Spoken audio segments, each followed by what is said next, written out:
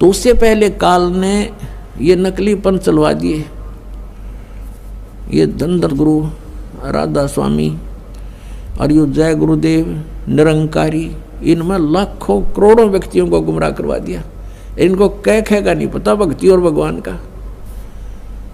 और ये बाल योगेश्वर पर सतपाल का पन धनसादेश जिसने कहे, ये सब काल प्रेरित है। इनको किसी को ज्ञान नहीं है। और यदि इनको कोई शंका है आओ मैदान में करो चर्चा हमारे साथ।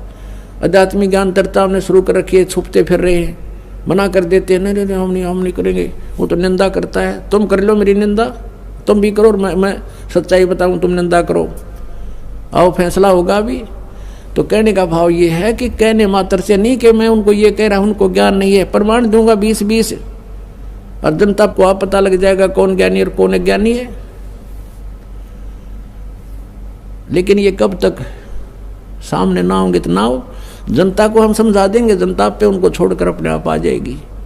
तो लाल की पहचान बड़े जलाशय की प्राप्ति करवाना दास का उद्देश्य है। फिर ये अपने आप उन छोटे जलाशयों को त्याग देंगे, नकली गुरुओं को त्याग देंगे, परमात्मा को स्वीकार करेंगे, पहचानेंगे। तो समर्थ भगवान कौन है? समर्थ का शरणागहो रंगहोरी हो और कदे ना हो एकाद राम रंगहोरी। ये सभी प्रमाणित कर दिया कि इनके पास ज्ञान नहीं है और एक इंटरनेशनल सत्र के चैनल पर चला दिया।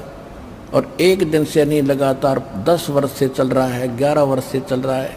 और सबके बारे में कह दिया तुम्हारा ज्ञान गलत, तुम्हारी साधना गलत, आप अपना भी जीवन नाश कर रहे हो और भोली आत्माओं को भगवान से दूर करके उसके पाप के भागी और बन रहे।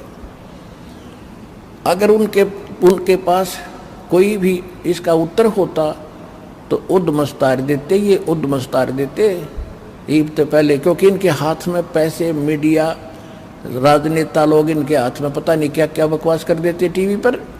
सबका सांस रुक गया है।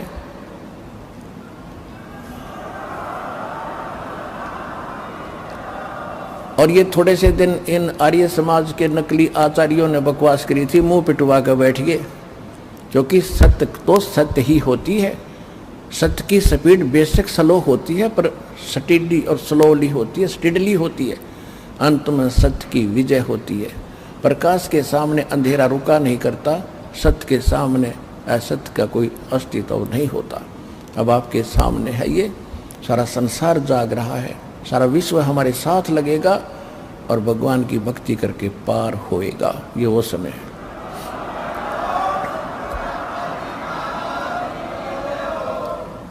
तो कहने का तात्पर्य ये है कि दास ने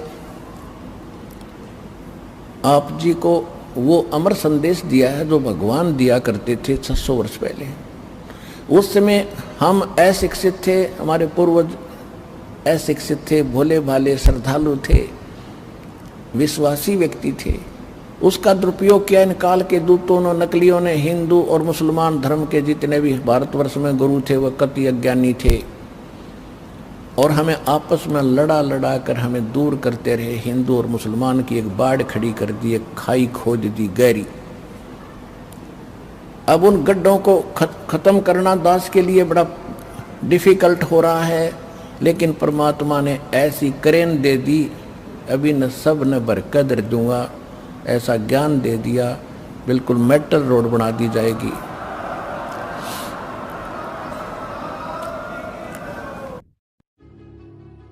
सारा कुछ बता दिया आपको। आपको ये भी ज्ञान है कि मैं काल की कैद में हूँ।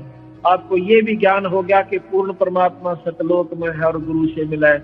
आपको ये भी ज्ञान होगा ये सब झूठ है और आपके बस का यहाँ से जाना भी नहीं, इससे छूटना भी नहीं। इसका इलाज क्या है कि मंत्र का चारा रे हंसा इसमें बहुत पसारा। जैसे आपको कोई बूंदा बोला गाली दे, कहाँ जाते हो, ऐसे गंदे के पास जाते हो, फलाना करते हो, क्योंकि वो तो दुनिया के भर में करे हुए कुछ भी कह सकते हैं।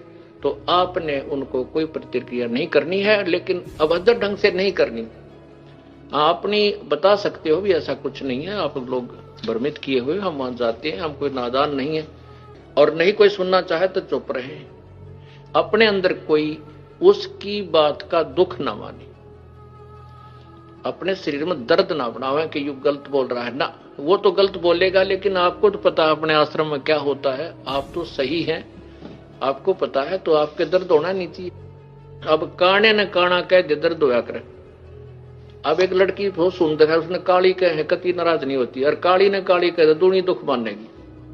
तो ऐसे बुरे ने हम बुरा कहें तो वो मानेगा दुख।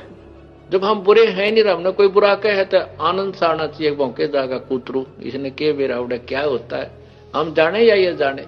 तो अंदर में ऐसी बार ना हो और उसने भौंकने दे।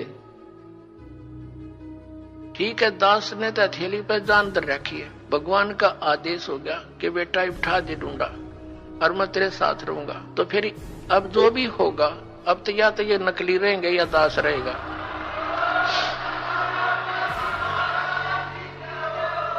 अज्ञान तो पहले था ही था, अब ये ज्ञान रहेगा। एक का रहेगा, दूसरा नहीं रहेगा संसार में। आप देख लेना, कुछ ही दिनों की बात है। बुद्धिमान समाज है, अभी तक तो बैठे बेचारे भोले भाले आंख मीचे, और जब इनको ज्ञान होगा कौन मरेगा वहाँ, अपना फांसी कौन लगवाएगा, तुरंत भाग आएंगे वहाँ से कि रिश्तेदारी टूटे तो टूटो 100 बार। जैसे यहाँ हरियाणा में क्रोथा कांड करा के हमें जेल में ठोक दिया, क्रोथा आश्रम छीन लिया, तहस नहस कर दिया, झूठी अफवाहें फैला दी, गुंडा है बदमाश है। वहाँ ऐसे होता था ताकि सब जनता उनसे नफरत करे और साथ में जितने उनके शिष्य हैं वो भाग जाएं। ऐसा गंदा व्यक्ति है रामपाल। तो मेरे बच्चों को मेरा पता था, क्योंकि वो तो मेरे सीने पर रहा करते थे। वो एक भी टस से मस नहीं हुआ और ना ही हो सकता। अब जहां भी प्रचार करने गए हमारे बच्चे मध्य प्रदेश में, वहां पर ठोक दिए जेलों में। लेकिन ये बेपरवाह है, ये तो और दूनी उमंग से गए, क्योंकि उनको मालूम है हमारे साथ भगवान है, सत्य है, सभी बहन भाई हमारे हैं। ये काल प्रेरणा से ही विरोध कर रहे हैं। किसके साथ लड़े, वो भी तो अपने बच्चे भाई बहन है, सभी मजहब धर्मों के, क्योंकि हम एक पिता की संतान है। ये हृदय से सोच लेना, फॉर्मेलिटी मत समझना। सच्चाई ये है, हम किसके साथ मरे। परमात्मा आए थे कबीर जी, उनके साथ कितना अत्याचार किया था और किसी को उन्होंने एक शब्द भी अप नहीं बोला।